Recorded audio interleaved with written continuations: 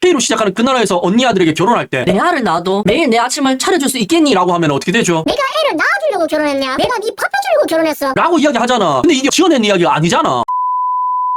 안녕하십니까, 불광입니다. 명문대 다니는 일본 여친 집에서 결혼 허락 받으러 간 태국 남자라는 게시물이 있습니다. 같이 한번 보시죠. 남자가 이야기합니다. 어머님, 저도 언제가 될지는 모르겠지만 여자친구랑 결혼해도 될까요? 라고 이야기하니까 예비 장모가 내 딸을 잘 부탁한다고 이야기합니다. 그것도 한치의 망설임 없이 말이죠. 그래서 남자가 놀랍니다. 진짜로요? 라니까 기쁘네. 진짜로 고마워 사위. 내 딸을 좋아해줘서 행복하네. 라고 이야기하고 딸에게 이야기합니다. 할머니는 너 나이에 나를 낳았어. 라면서 이야기가 마무리되는데 정말 놀랍지 않습니까? 놀라운 포인트가 굉장히 많잖아. 일단 결혼 허락을 받으러 갔는데 여기에 대해서 뭔가 딜을 하지 않았다는 것 자체가 놀랍지 않습니까? 아니 제가 정말 많이 보여드린 예시들이 떠오르잖아. 장인 집에 딱 갔는데 장인이 남자에게 어떤 행동들을 했었죠? 술을 잔뜩 먹인다든가 남자의 본성을 테스트한다고 막 술을 일부러 먹이는 집이 있었잖아. 개무식한 건데. 거기에 집을 안 해온다고도 또 뭐라고 했죠. 아니 집은 너무 흔해서 이야기도 하기 싫어. 신혼부부 봐봐요. 72%가 아파트 산다니까. 근데 결혼 정년기에 있는 남자들이 아파트를 살 수 있는 돈이 있습니까? 대부분이 없다니까. 근데 72%가 아파트에 산다는 거. 예, 남자 부모님 삥 뜯어 와서 산다는 거죠. 72%가. 그리고 나는 이 결혼 허락할 수 없는 이 멘트도 굉장히 많이 들어봤잖아. 왜 그렇죠? 주변에 그런 사례들이 수두룩빽빽하니까 거기에 좀 특별하지만 녹차를 뭐 얼굴에 붓는다든가 기타 등등 장인에게 결혼 허락받는 게 무슨 RPG 게임 고난도 퀘스트를 클리어하는 것보다 더 어려운 경험담들을 우리는 많이 들어봤지 않습니까? 지인들, 아는 동생, 형들이, 친구들이 그렇게 허락받다가 파혼하는 사람도 봤고 힘들게 결혼하는 사람도 봤으니까 그런 거지 않습니까? 아, 인정할 수가 없다고요. 알겠습니다. 예시를 보면서 한번 인정을 받아보겠습니다.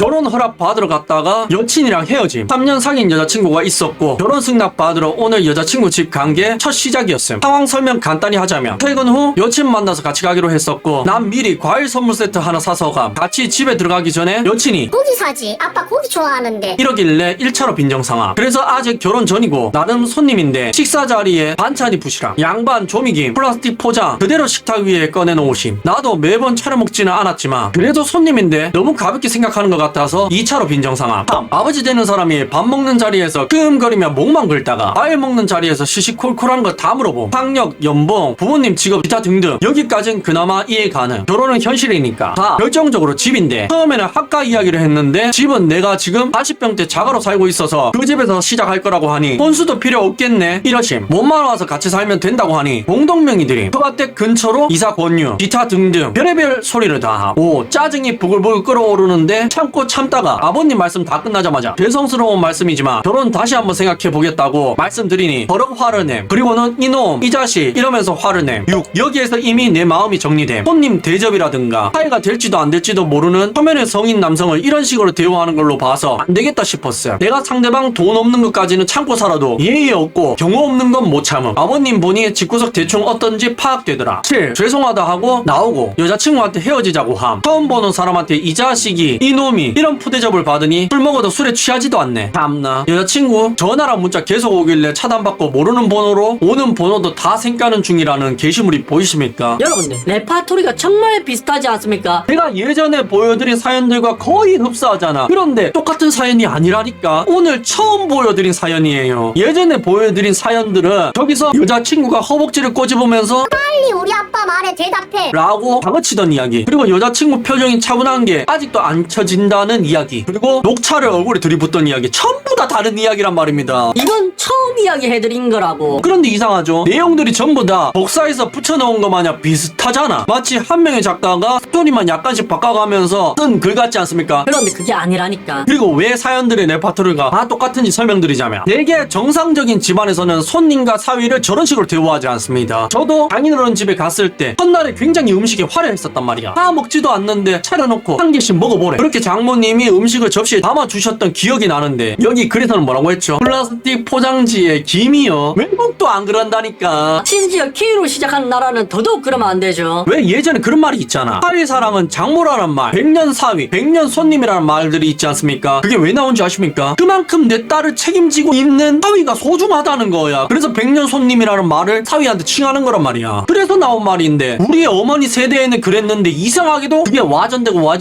백년손님이 아니라 백년원수, 내 딸을 훔쳐간 도둑 이렇게 바뀌지 않았습니까? 맞잖아. 오늘 보여드린 예시에서도 예전에 보여드렸던 예시들에게서도 사위를 무슨 딸을 훔쳐가는 범죄자 취급을 하지 않습니까? 맞아야 되겠다. 아니 자기들만 귀한 딸인가? 나도 귀한 집 아들이야. 안 그렇습니까? 아니 그리고 하는 이야기들이 다 똑같잖아. 공동명의니 혼수니 뭐니 결혼을 허락하는 대신 넌 좀 맞아야 되겠다. 이거를 무슨 딜이라고 하고 앉아있는데 우리 엄마가 3억 줬으면은 장모도 3억 주던가. 그러지도 않을 거면서 무슨 반반 드립을 치고 있습니까? 안 그렇습니까 여러분들? 아니 제가 없는 말을 한 게 아니죠. 다들 여러분들이 주변에서 들은 이야기고 커뮤니티에서 본 이야기들이잖아. 근데 레파토리가 다 똑같잖아. 그런데 다 다른 이야기라니까. 물론 정상적인 결혼을 하는 집에서 저러지는 않습니다. 대부분의 사위들은 백년손님 취급을 받고요. 장모 집에 가면은 손 하나 까딱 안 하는 게 대부분이란 말이야. 그러나 일부 문제 있는 집, 하지만 그 일부 집이 굉장히 많아서 지금 30대 중반, 그러니까 만 34살까지 남성 미혼율이 75%를 찍은 거지 않습니까? 30대 초반의 남자들 중에 고작 결혼한 사람이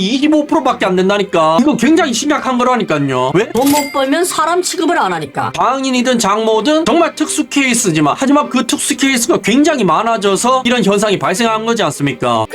그런데 아까 일본의 예시글을 보세요. 장모가 사위에게 뭐라고 했죠? 내 딸을 사랑해줘서 고맙다잖아, 기쁘다잖아. 사실 저런 반응이 정상이라니까. 어차피 외벌이를 하던 맞벌이를 하던 전 세계에서 거의 대부분의 남성들이 가장 역할을 하지 않습니까? 그게 일본이라고 다릅니까? 똑같다니까. 그렇다는 말은 사위의 신기를 건드려서 장인 장모가 이득을 볼 게 하나도 없단 말이야. 오히려 저런 자리에서는 사위가 더 갑인데 장인 장모가 더 조심해야 되는데, 아니 객관적으로 봐도 그렇죠. 딸을 책임지는 거는 사위니까. 그런데 그런 사위에게 경제권을 딸에게 줘야 된다느니, 아파트 공동명의 해야 된다느니, 그런 드립을 어떻게 칠 수 있는 겁니까? 얼마나 사위를 물러보면 저럴 수 있냐고. 이해를 할 수가 없네. 여러분들은 이게 이해가 가십니까? 그런데 일본은 국제 결혼을 하면 저렇다니까. 여기에 대한 예시를 한번 보여드리겠습니다. 일본과 한국의 문화 차이. 어젯밤에 일본인 여자친구랑 전화하면서 내가 아침에 밥 해주는 거 얘기를 했음. 일본에서 프로포즈 할 때 그 뭐랄까, 매일 아침 내게 밥을 만들어주지 않겠어 이런 식으로 한다 하길래 한국에서 그러면 맞을 수도 있다고 하니까 놀라더라. 진짜라고 해도 안 믿음 이라는 게시물이 보이십니까? 이게 거짓말 같습니까? 아니잖아. 진짜죠. K로 시작하는 그 나라에서 언니 아들에게 결혼할 때 내 알을 낳아도 매일 내 아침을 차려줄 수 있겠니? 라고 하면 어떻게 되죠? 내가 애를 낳아주려고 결혼했냐? 내가 네 밥 해주려고 결혼했어. 라고 이야기하잖아. 근데 이게 지어낸 이야기가 아니잖아. 예전에 전부 다 있었던 이야기들이죠. 자료가 있잖아, 자료가. 그럼 우리가 애를 낳아주는 거는요? 부터 시작해서 내가 밥 해주려고 결혼했어. 까지 전부 다 실제로 있었던 이야기들이죠. 자료가 남아있고. 그런데 그걸 일본 여자친구한테 이야기하면 믿을 수 없다는 반응을 보인다니까. 응? 어째서 도시 때 주부가 전업주부이든 맞벌이든 남편의 아침을 차려주는 건 당연하지 않냐고. 라는 반응을 보인다는 거죠. 왜? 실제로 외국인들은 저러니까. 아니 우리 집 마누라도 가끔 자기 일 때문에 바쁘면 매번 아침을 차려주다가도 못 차려줄 수도 있단 말이죠. 그때 하는 이야기가 뭔지 아십니까? 나는 밥도 안 차려주는 나쁜 아내라네. 라고 이야기한다니까. 왜 그런 이야기를 하는 줄 아십니까? 외국 여성들은 진짜로 남편 밥을 차려주는 게 디폴트니까. 남편 밥을 안 차려주는 사람은 나쁜 와이프니까. 아침 안 차려줄 때마다 저 이야기 한다니까. 장모한테 사위 밥을 차려줘야 된다고 교육을 받았다는 이야기잖아. 장모가 장인한테도 그렇게 했고. 그런데 봐봐요. 이 게시물에 달린 댓글을 보면 일본은 매우 보수적이지, 문제는 우리나라 여자는 진보적이면서도 자기가 받는 혜택이나 의무는 보수적임이라는 댓글에 엄청나게 공감을 하고 있습니다. 그렇다는 말은 굉장히 많은 그런 상황을 봤다는 거지 않습니까? 많은 사람들이. 뭐 그건 여기에 대한 공감을 하는 사람들 이야기고, 그렇지 않은 댓글들도 보셔야 되겠죠. 일본은 결혼하거나 애 낳고 전업주부 하는 사람들 진짜 많잖아. 대학도 2년제나 고졸도 많아서 시집 당연하게 느끼는 게 많고, 나 일본 4년제 나왔는데도 내 동창들 결혼하고 일하는 일본 애들 거의 없음. 대부분 결혼하고 나서 전업주부로 바뀜. 이라는데 이거 거짓말인 거 아시죠, 여러분들? 일본 정부 통계가 이야기해줬잖아. 일본 여성들에게 설문조사했는데 전업주부 하고 싶다는 사람들이 몇 프로였습니까? 고작 10%였다니까. 그리고 실질 맞벌이 비율은 몇 프로였죠? 70%를 넘어서 80% 가까이 됐었다니까. 일본이 전 세계에서 거의 맞벌이를 가장 많이 하는 나라라고요. 그런 그런데 저 언니는 자기 주변에는 안 그렇던데 하면서 거짓말을 하고 있다니까. 왜 거짓말을 하죠? 그렇게 해야지만, 거짓말을 해야지만 내가 말하는 논리가 맞거든. 현실 그대로 논리적으로 이야기해버리면 내가 하고자 하는 이야기가 논리적이지 않거든. 일본은 반대로 남자가 능력이 없으면 버려지는 게 당연한 문화임. 장단점이 있음. 이라는데 여기에 대한 예시는 소득별 기혼 비율만 봐도 아실 수가 있는데, 죄송하지만 K로 시작하는 그 나라에서는 남자가 능력이 없으면 버려지는 게 아니라 연애조차 시도도 못 하는데요. 버려짐을 당하고 싶어도 당할 수가 없다니까. 왜? 연애 대상이 아니니까, 결혼 대상이 아니니까. 그런데 뭐요? 일본은 능력이 없으면 버려진다고요. 버려질 수라도 있는 게 다행이다. 그렇습니다. 제가 어떤 특정 국가를 무작정 비난하려고 하는 게 아닙니다. 그냥 일본 그리고 K로 시작하는 그 나라의 문화를 설명드린 거예요. 외국은 이렇더라, 일본은 이렇더라, K로 시작하는 그 나라는 이렇더라 라는 거지, 이거를 혐오니 어쩌니 생각하시면 정말 곤란합니다. 왜냐하면 제가 한 이야기 중에 현실을 반영하지 않은 이야기는 없고 전부 다 팩트 기반으로만 이야기 드렸으니까. 꿈속에서 깨어나 시간입니다. 레드 썬.